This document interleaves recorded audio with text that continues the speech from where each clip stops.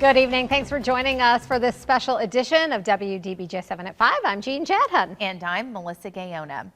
And we have live team coverage tonight from across our region. Ashley Bowles is in Danville and Kate Capodanno in Roanoke to take a look at road conditions across our hometowns. We'll hear from them in just a few minutes, but first we want to start with your hometown forecast. Here is a look at trucks driving around Roanoke, salting the roads this morning. And Chief Meteorologist Brent Watts has been tracking the system. Brent, I know you guys have been super busy, but ice and slush on the roads, workers have been busy as well. Yeah, Brent, we had some decent ice yet again with this one. All right, thank you, Ian and Brent. This is the perfect time to download our WDBJ7 weather app. If you have not already, turn on those push notifications for the latest updates. The winter storm is starting to move out of our region. Around Danville, most of the ice has melted, but this morning was a different situation. WDBJ7's Ashley Bowles continues our live team coverage tonight from Danville. Ashley, where are you exactly, and what were some of the biggest issues of the day there? Jean, I'm in downtown Danville, and the biggest issues of the day is a word that we've been talking about all day long, and that's ice. Now, thankfully, a lot of that ice has melted, and it really seems that preparation the city did has paid off. That and a small increase in overall temperature, but it doesn't mean Danville is completely out of the woods.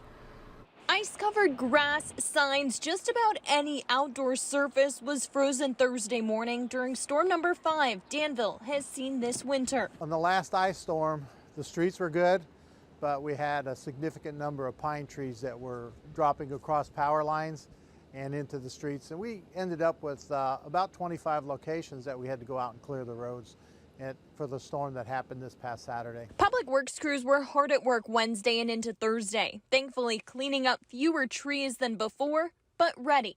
It's not over yet. They're calling for more ice tonight and into Friday morning.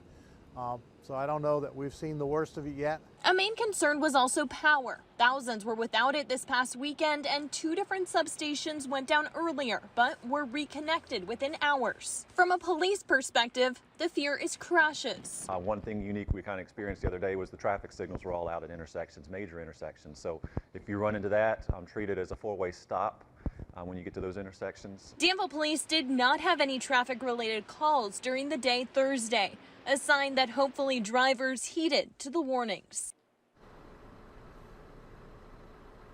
And I asked Chavez how drivers can stay safe when they have to get out in this mess. And he really joked with me, and he said that there are no tips that he can provide. It's really just not to drive. Driving on ice is not something that can be done safely, Jean. I will say, though, that a lot of the main roads are clear, and I was safe or as safe as I could driving on some of the main roads earlier, and saw that a lot of them are just wet. But the hope now is that those wet roads don't refreeze and cause a mess again for tomorrow morning. Definitely so. And it was nice that we actually got some sleet, which made it a teeny bit easier to drive on early today than ice. Yeah. Ashley Bowles in Danville, thank you.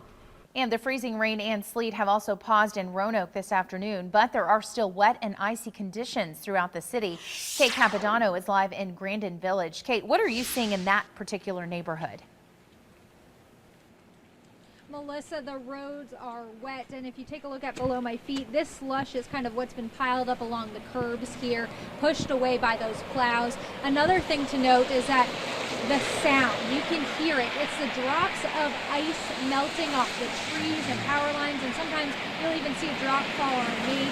This is good news because this morning road conditions were pretty rough. This is a look at a crash that we found in the Wasena neighborhood.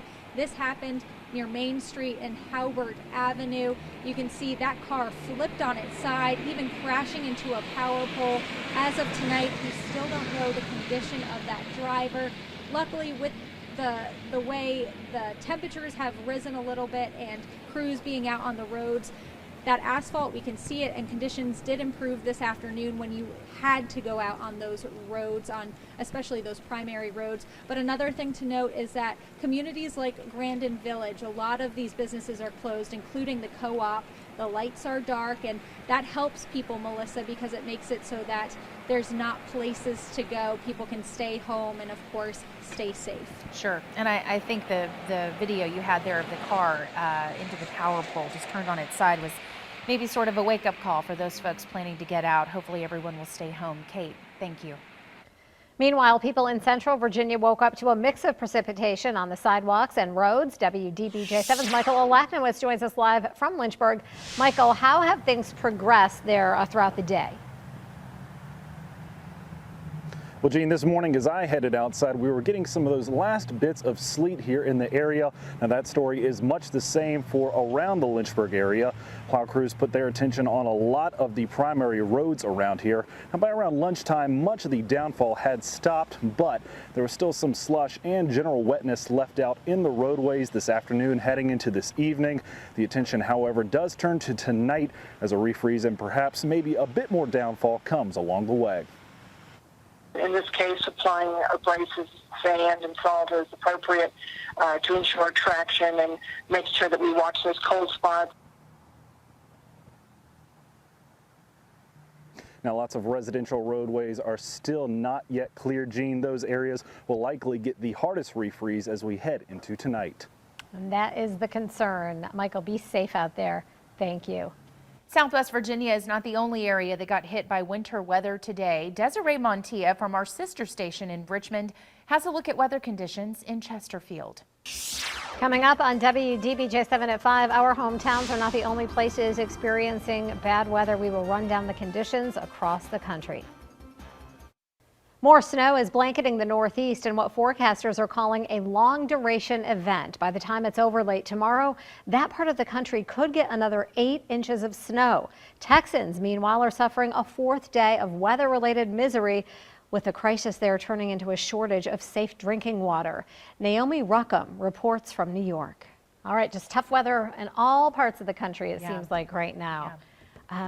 And Brent Watts has been tracking the storm all along. I know, Brent, you've been busy for sure. Been busy. I know we had, well, Christian and Leo had the busy part early this morning. We're kind of just on follow-up duty on the refreeze tonight in that wind. I'm going to send meteorologist Ian Cassette out on your hometown patio. He's going to do a little explanation using our 3D graphics on how sun angle plays a huge role in how things transpire in terms of these winter storms. Plus, we'll let you know what you can expect tonight and through the rest of the week.